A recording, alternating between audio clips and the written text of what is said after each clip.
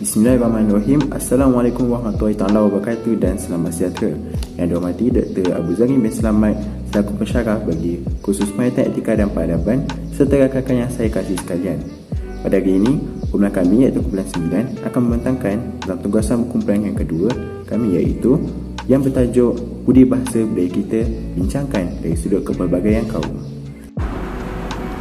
Kajian ini dijalankan untuk mengkaji amalan berbudi bahasa dalam kalangan masyarakat yang berbilang kaum di negara ini. Jadi objektif kajian ialah untuk mengkaji kepentingan amalan berbudi bahasa dalam kalangan masyarakat yang berbilang kaum dan mengenal pasti langkah-langkah untuk memantapkan lagi amalan tersebut. Oleh itu, seramai 100 orang responden dipilih secara rawat dalam kalangan masyarakat yang berbilang kaum, yang mana ianya terdiri daripada pelajar universiti dan juga orang awam untuk mengkaji kepentingan dan langkah-langkah tersebut.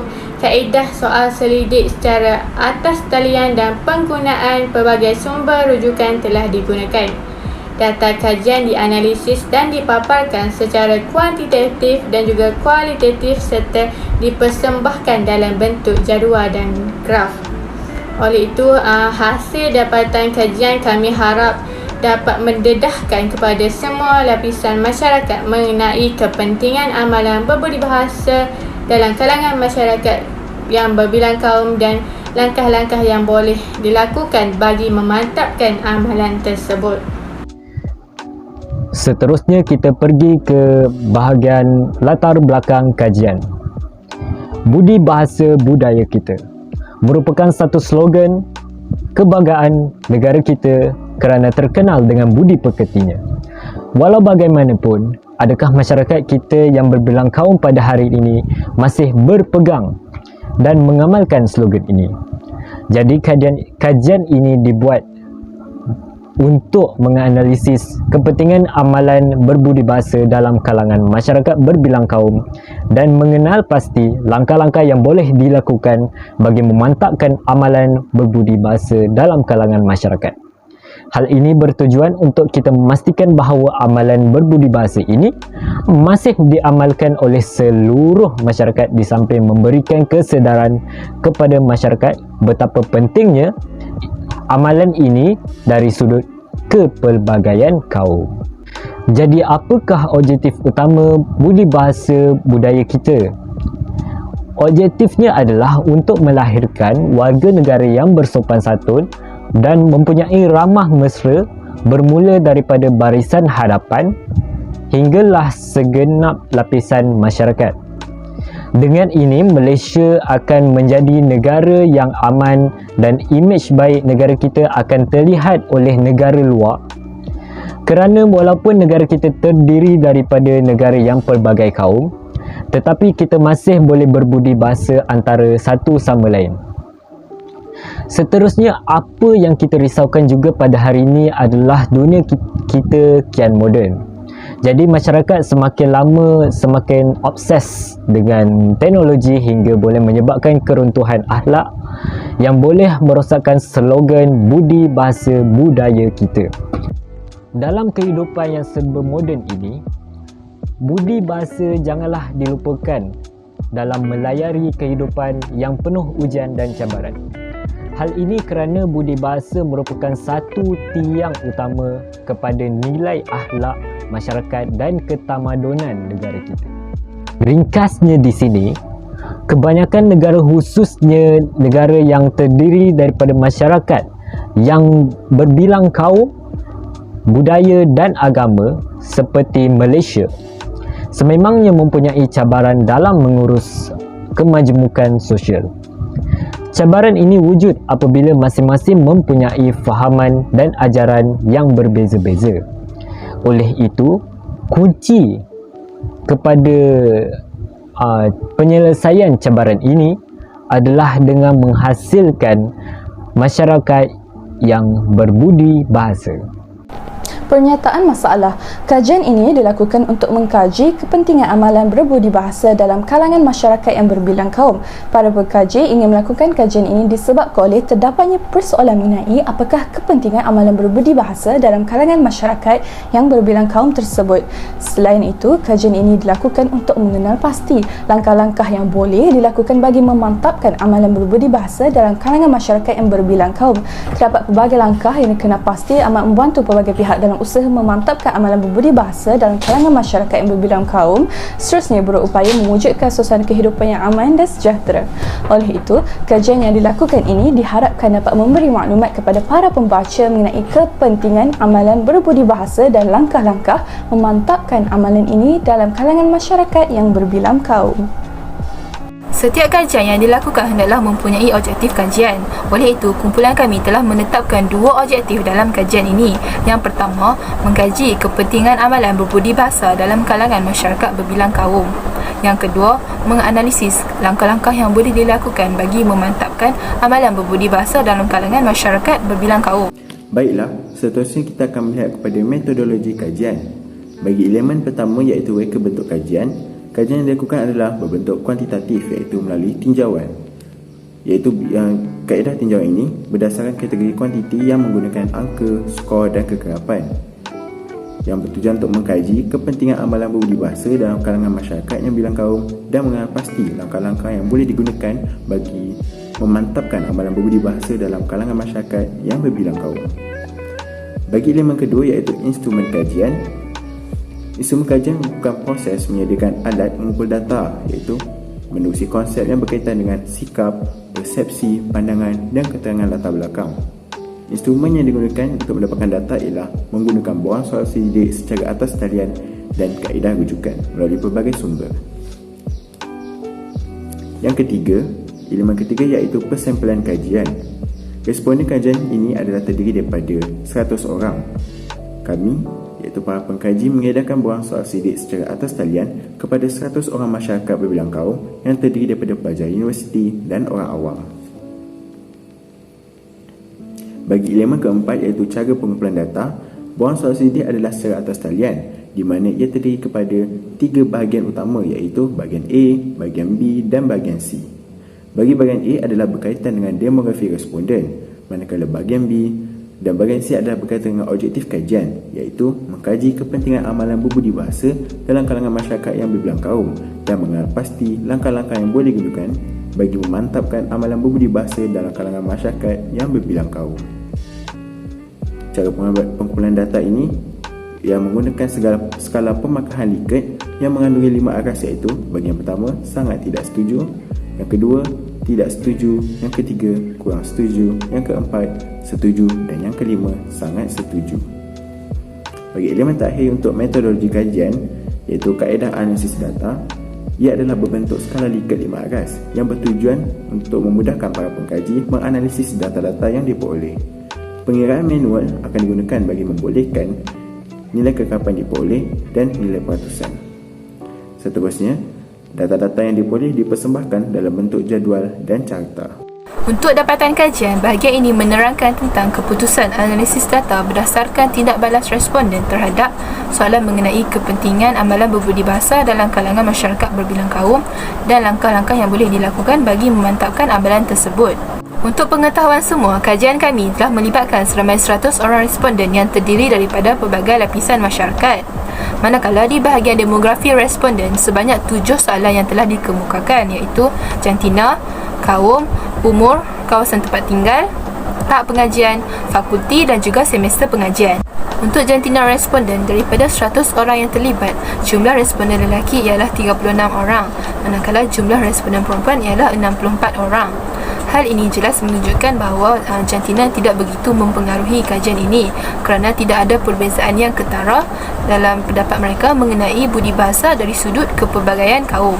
Untuk kaum responden, daripada 100 orang yang terlibat, 85 daripadanya ialah kaum Melayu, 9% daripadanya ialah kaum Cina, 3% ialah kaum India dan 3% lagi ialah kaum lain-lain seperti Siam, Dusun dan Iban.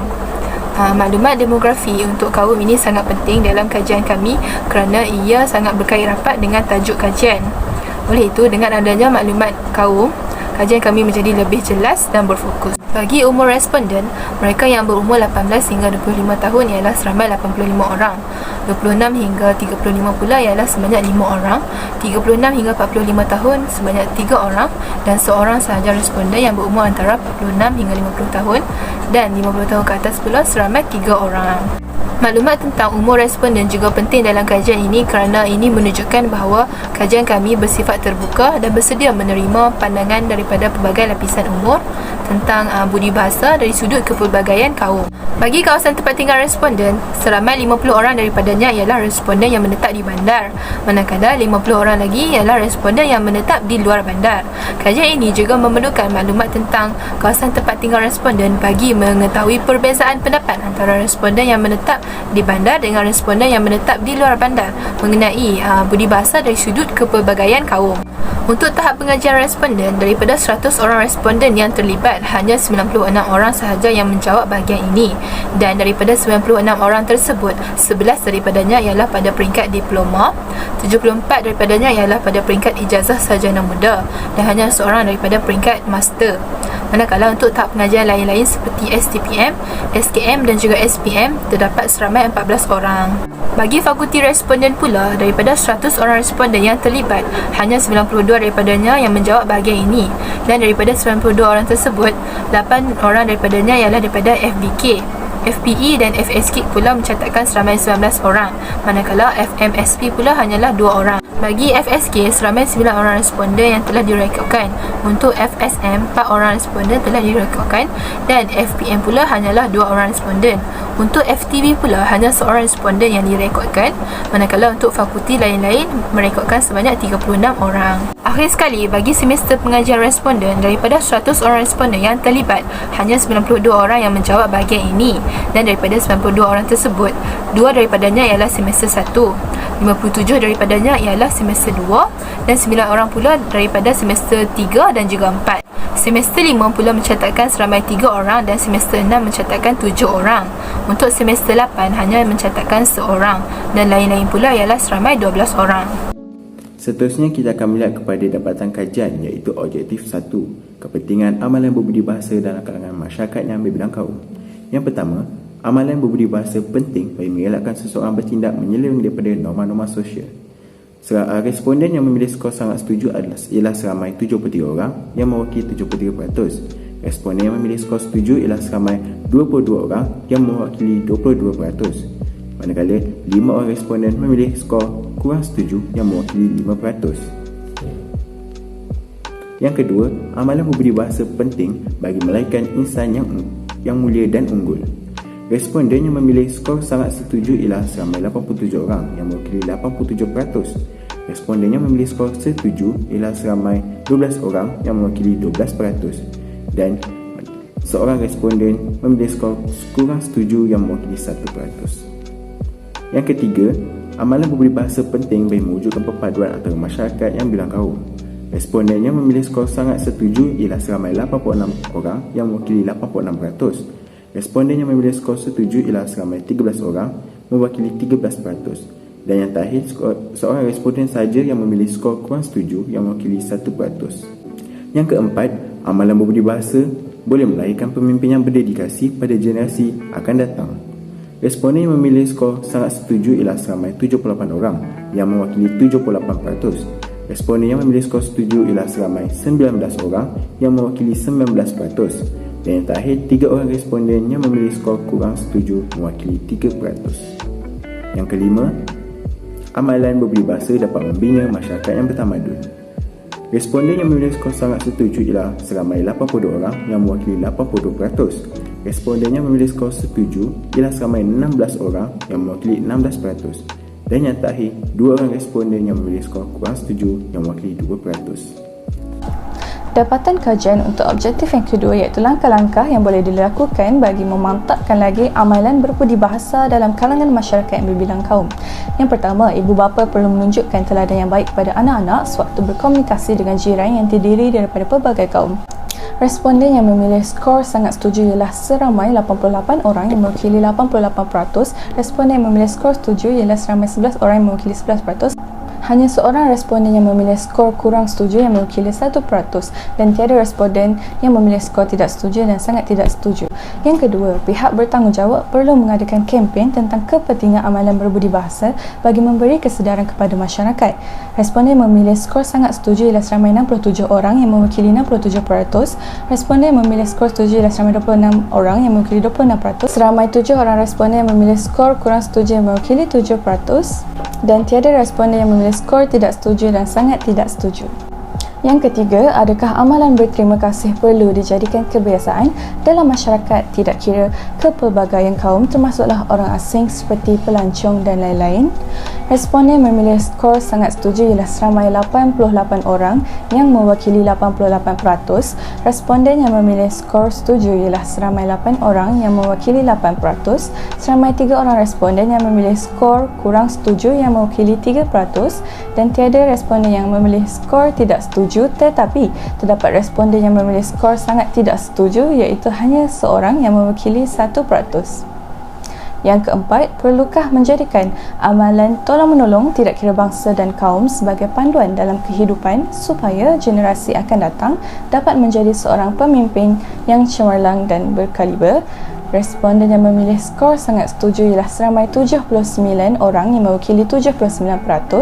Responden yang memilih skor setuju ialah seramai 19 orang yang mewakili 19%. Seramai 2 orang responden yang memilih skor kurang setuju yang mewakili 2%. Dan tiada responden yang memilih skor tidak setuju dan sangat tidak setuju. Yang kelima, perubahan dalam sistem pendidikan perlu dilaksanakan dalam usaha untuk menerapkan amalan berbudi bahasa dengan mewujudkan Hari Amalan Berbudi Bahasa pada setiap hari ke-7 setiap bulan pada setiap peringkat pengajian. Responden yang memilih skor sangat setuju ialah seramai 59 orang yang mewakili 59%. Responden yang memilih skor setuju ialah seramai 30 orang yang mewakili 30%. Seramai 10 orang responden yang memilih skor kurang setuju mewakili 10%. Dan tiada responden yang memiliki skor tidak setuju, tetapi terdapat responden yang memilih skor sangat tidak setuju iaitu hanya seorang yang mewakili 1%. Yang keenam dan juga yang terakhir, media massa juga perlu memainkan tanggungjawab dan peranan dalam usaha memperkemaskan lagi budaya berbudi bahasa dalam kalangan masyarakat yang berbilang kaum. Responden memilih skor sangat setuju ialah seramai 81 orang yang mewakili 81%. Responden yang memilih skor setuju ialah seramai 17 orang yang mewakili 17%. Hanya seorang responden yang memilih skor kurang setuju yang mewakili 1%. Dan tiada responden yang memiliki skor tidak setuju, tetapi terdapat responden yang memilih skor sangat tidak setuju iaitu hanya seorang yang mewakili 1%. Hasil dapatan kajian untuk objektif pertama iaitu kepentingan amalan berbudi bahasa dalam kalangan masyarakat yang berbilang kaum. Kebanyakan responden yang kami temui bersetuju bahawa amalan berbudi bahasa amat penting bagi mengelakkan seseorang itu bertindak menyeleweng daripada norma-norma sosial kerana budi bahasa merupakan amalan baik yang perlu ada pada setiap orang agar segala tindakan mereka terpimpin dan tidak menyeleweng dari norma-norma sosial yang dikehendaki dalam kehidupan bermasyarakat. Seterusnya, hampir kebanyakan responden juga mengakui bahawa pentingnya amalan berbudi bahasa bagi mewujudkan perpaduan antara masyarakat yang berbilang kaum. Hal ini kerana masyarakat yang berbilang kaum akan saling menghormati tidak kira apa jua latar belakang kaum dan agama. Selain itu, dapatan kajian kami juga menunjukkan bahawa kebanyakan masyarakat bersetuju dengan amalan berbudi bahasa boleh melahirkan pemimpin yang berdedikasi pada generasi yang akan datang. Dengan adanya budi bahasa, pemimpin yang baik dapat dilahirkan yang mana dapat mentadbir negara dengan kebijaksanaan dan menitik beratkan kepentingan pelbagai pihak. Di samping itu, responden juga bersetuju bahawa dengan berbudi bahasa, masyarakat dapat membina dengan berbudi bahasa kita dapat membina masyarakat yang bertamadun. Tambahan juga, menurut konteks sejarah, masyarakat yang bertamadun merupakan masyarakat yang memiliki tahap tata susila yang tinggi dan kebudayaan yang luhur. Manakala hasil dapatan kajian untuk objektif kedua rata-rata Responden bersetuju mengenai langkah-langkah untuk memantapkan amalan berbudi bahasa dalam kalangan masyarakat berbilang kaum, seperti ibu bapa perlu menunjukkan teladan yang baik kepada anak-anak sewaktu berkomunikasi dengan jiran yang terdiri daripada pelbagai kaum. Hal ini kerana ibu bapa merupakan ejen pembentukan karakter anak-anak. Selain itu, sebahagian besar daripada responden juga bersetuju bahawa pihak bertanggungjawab perlu mengadakan kempen tentang kepentingan amalan berbudi bahasa bagi memberi kesedaran kepada masyarakat.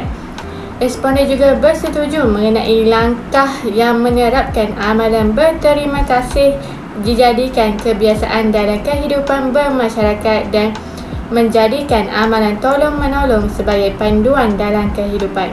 Tidak dilupakan juga separuh responden yang ditemui sangat bersetuju supaya perubahan dalam sistem pendidikan dilaksanakan untuk menerapkan amalan berbudi bahasa dengan mewujudkan Hari Amalan Berbudi Bahasa di setiap peringkat pengajian. Akhir sekali, media massa memainkan tanggungjawab dalam usaha memperkemaskan lagi budaya budi bahasa dalam kalangan masyarakat yang berbilang kaum, dan kebanyakan responden bersetujui mengenai langkah tersebut oleh kerana masyarakat kini dilihat lebih dekat dengan gadget dan peranti digital, maka media massa merupakan platform terbaik untuk menyampaikan ideologi-ideologi tersebut. Oleh itu, sudah terang lagi bersuluh melalui kajian serta dapatan kajian yang dilakukan menunjukkan masyarakat kita masih lagi menitik beratkan budaya berbudi bahasa dan senantiasa mencari inisiatif untuk mengekalkan amalan tersebut. Antara itu, semua pihak wajarlah bekerjasama dalam usaha memupuk amalan berbudi bahasa dalam diri setiap individu. Jadi, biarlah pepohon terus bergoyang, biarlah matahari terus bersinar dan negara Malaysia terus disegani kerana ketinggian budi bahasa rakyatnya. Kesimpulan, sebagai kesimpulan daripada hasil kajian yang telah dilaksanakan ini, objektif yang pertama iaitu mengkaji kepentingan amalan berbudi bahasa dalam kalangan masyarakat yang berbilang kaum ini berjaya dicapai. Hal ini terbukti bahawa negara Malaysia yang terdiri daripada rakyat yang berbilang kaum, agama dan bangsa ini mampu untuk bersatu padu dan bekerjasama untuk menjadi sejahtera, maju dan mampu berdaya saing setaraf dengan negara hebat di luar sana jika masyarakat yang berbilang kaum ini sentiasa mengamalkan budi bahasa yang baik dan mantap dalam kalangan masyarakat selari dengan slogan Budi Bahasa Budaya Kita.